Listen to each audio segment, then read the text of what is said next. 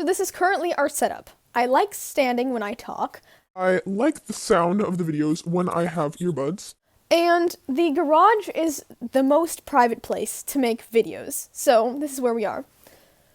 So I was compelled to make this video when I saw a TikTok this morning on somebody else's YouTube channel of a teacher talking about how she allows her students to not say the Pledge of Allegiance in her classroom. Okay, so during third period, we have announcements and they do the Pledge of Allegiance. I always tell my class, stand if you feel like it, don't stand if you feel like it, say the words if you want, don't have to say the words. So my class decided to stand but not say the words. Totally fine. Except for the fact that my room does not have a flag. It used to be there, but I took it down during COVID because it made me uncomfortable. And I packed it away and I don't know where, and I haven't found it yet. But my kid today goes, hey, it's kind of weird that we just stand and then, we say it to nothing. And I'm like, oh, well, I gotta find it. Like, I'm working on it. I got you. In the meantime, I tell this kid, we do have a flag in the class that you can pledge your allegiance to. And he looks around, he goes, oh, that one? And well, there are many things wrong with that. I did want to talk about the Pledge of Allegiance and why I think we should say the Pledge of Allegiance. So here's the question. Do I believe that students should be allowed to opt out of the Pledge of Allegiance if they don't agree with it? Absolutely. I'm a huge proponent of free speech. Here I am, high school student in the garage with my cross-dressing suit and little bow tie that I found on the sidewalk. Calling myself a proponent of free speech. That means that if you disagree with anything in the Pledge of Allegiance, or maybe you disagree with a lot of American culture, or maybe you simply just don't want to say it because you're lazy and bored, then don't say it. It's a free country and we should be teaching our young citizens that they have the right to say what they want and to not say what they don't want to say. Now, what I don't agree with this teacher is addressing her students that we're going to say the Pledge of Allegiance. You may say the Pledge of Allegiance, or you may choose to sit down and not say the Pledge of Allegiance. You can already tell from this teacher, based on the fact that the American flag gave her anxiety and that she took it down, and that she has a particular tone of voice when saying that students can or cannot say the Pledge of Allegiance. You can kind of tell that she doesn't want you to say the Pledge of Allegiance. Therefore, the students are kind of going to be like, well, if the teacher thinks there's something wrong with America, then maybe there is something wrong with America. Maybe I would rather listen to my teacher, whom I know and trust, rather than, the government, a massive bureaucracy that I don't know. I don't think it's healthy to be encouraging the next several generations of kids to not say the Pledge of Allegiance. A big argument against saying the Pledge of Allegiance is, from a lot of students, a lot of politicians, and a lot of public figures, is that they kind of hate American culture, the systemic racism of American culture, and they hate maybe the capitalism of American culture. They hate the intolerant bigotry of American culture, and they therefore do not want to say the Pledge of Allegiance because they think that it is supporting this harmful ideology. Here's why I don't think that the American flag represents racism. It is true, I believe, that America has some systemic racism due to slavery, and then Jim Crow laws, and then originally I said the drug wars, but I changed it to mass incarceration. Teaching students to associate lesser humans with African American people, because that's literally what human evolution teaches. But I definitely think we have a lot of ingrained racism in Western culture.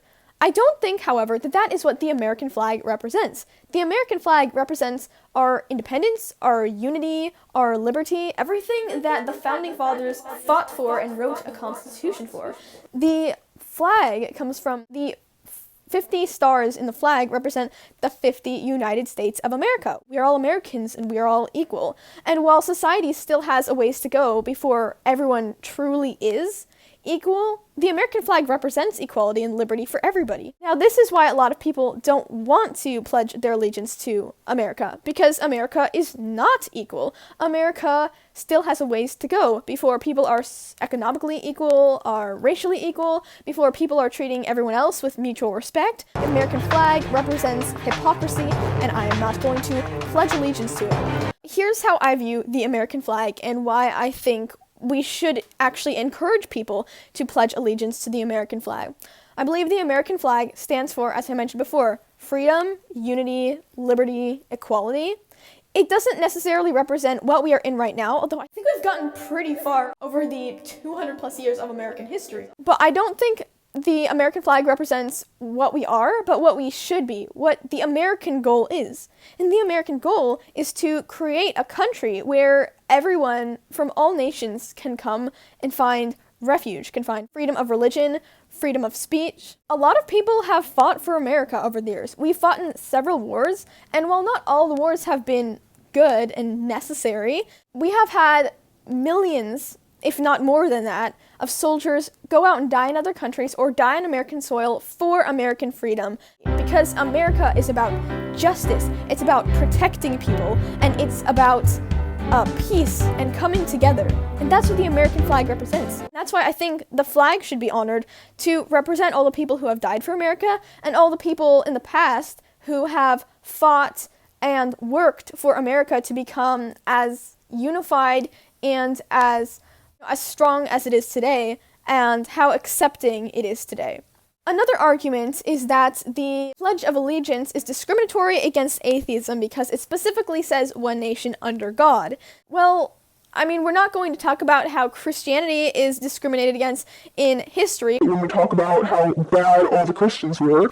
And science, when we literally talk about evolution as if it's a fact. I mean, the atheists aren't exactly underrepresented or discriminated against. The reason one nation under God is in the Pledge of Allegiance is because America was founded on Christian principles. Now, the current version of the Pledge of Allegiance, I don't remember the date, but it was basically invented by Dwight D. Eisenhower in like the 50s or something. And, I don't know if he was a Christian, but back in the 50s, Christian values were still respected and kind of the norm. And back then, it wasn't inappropriate to recognize that this nation was brought together under God. A lot of the founding fathers were Christian, or at least theist or deist. They believed in God. From a very early age of America's existence, even before it became like an actual nation, it was a safe haven for religions to get together.